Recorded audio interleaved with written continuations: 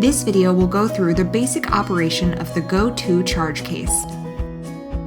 When you open the charge case, it turns on automatically.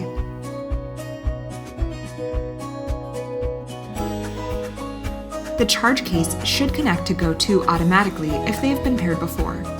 Once connected, the screen will display "Click to start." Press the record or mode button to wake Go To up.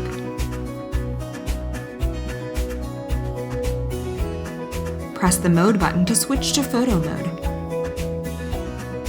Then, press the record button to take a photo. Press the mode button to switch to video mode. Then, press the record button to start shooting a video. To stop shooting, just press the record button. Select the shooting mode you wish to adjust, then press and hold the record button for 2 seconds. Within the settings, press the mode button to scroll through the options. Press the record button to adjust the settings as desired.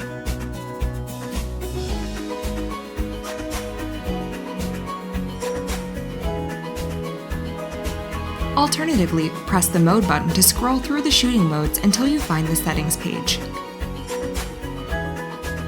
Then, press the mode button to scroll through the settings options. Press the record button to adjust as desired.